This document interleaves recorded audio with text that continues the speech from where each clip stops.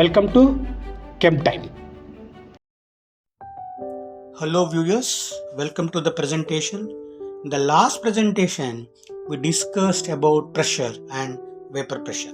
And in this presentation, we'll continue our discussion on the pressure and its measurement. Now, I start the presentation by remembering Pascal, whose law plays a significant role in understanding the hydrostatic pressure.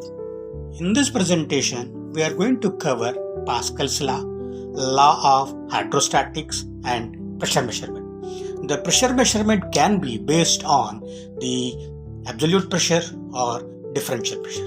Absolute pressure can be measured based on gauge pressure and adding to the gauge pressure 1 atmospheric pressure. Now, differential pressure is basically the pressure difference between 2 points. There is one instrument, piezometer, which we are going to discuss in this presentation, which is believed to be used for measuring the absolute pressure. But it can also be used for differential pressure. And this presentation is useful to chemical, mechanical, electrical, and more importantly, civil engineering students, because civil engineering students use piezometer for measuring the pore pressure in a soil. Now, as per Pascal's law, the law states that a change in pressure at any point in an enclosed incompressible fluid at rest is transmitted equally and undiminished to all points in all directions throughout the fluid, and the force due to pressure acts at right angles to the enclosing wall. This is shown in the figure. In this particular law, some of the definitions which we are required to understand is incompressible fluid. An incompressible fluid is one whose density is insensitive to change in temperature or pressure. So, the law states that when you apply pressure as shown in the figure, it gets transmitted equally in all directions throughout the fluid. Now, the pressure differential based on Pascal's law can be mathematically written as delta P is equal to rho GH. Rho is the density of the fluid, G is the acceleration due to gravity, and H is height of the fluid. So, Pascal's law basically represents the static pressure part of the fluid. And coming to hydrostatic law, the law states that the rate of increase of pressure in a vertically downward direction of fluid or liquid is directly proportional to the weight density, that is, the height of column of the liquid. The hydrostatic pressure is the pressure exerted by a fluid at equilibrium at any point of time due to force of gravity only. And as I mentioned, we'll talk about the pressure measurement. First, gauge pressure measurement. And piezometer is a device that measures the gauge pressure based on the height of liquid rise. As shown, the piezometer is connected, in this particular case, is connected to a tank, and the tank pressure or the pressure of the liquid in the tank is measured by the height of the piezometer as shown in the figure.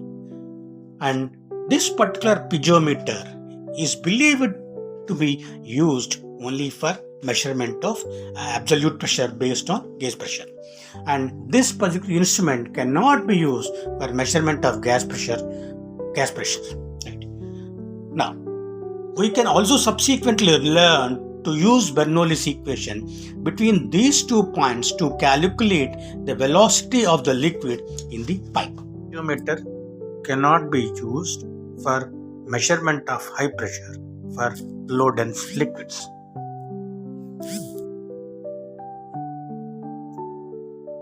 Now, we take a simple problem as shown. A piezometer is connected to water pipe, and the free surface of water rises to 2 meters above the center of the pipe. So in this case, H is equal to 2 meters.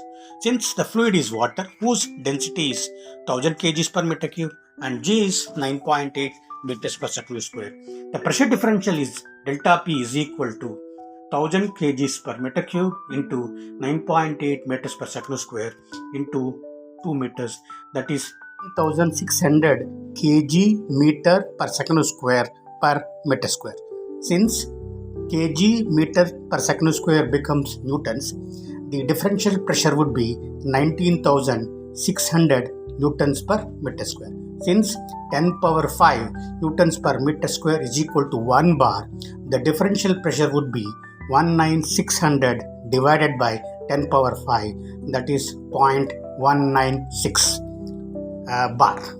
But if we want the absolute pressure, it becomes 0.196 G, that is gauge pressure. Coming to the applications, as I mentioned earlier, the piezometer can also be used to measure the pressure difference between two liquids flowing in a pipeline. And this is done by locating two piezometers and measuring the height of the liquid at those two locations.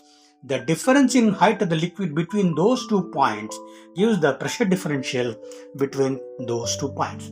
Coming to civil engineering applications, the piezometers are primarily used for measurement of pore pressure in concrete structures, bore holes, rock fills and soils, etc. The necessity for measuring the pore pressure is the water in the pores of the soil or rock loses its capacity to hold the structure. The more the content of the water in the pores, less the load-bearing capacity of the soil, and the building structure over such soil leads to destruction and failures. And groundwater is one of the most fundamental resources, and piezometers are used to determine its level as well as the flow. The position of the hydraulic gradient line or phreatic line influences the stability of the earth dam. The phreatic line separates the atmospheric pressure with that of hydrostatic pressure. The flow of water below the phreatic line reduces the effective weight of the soil.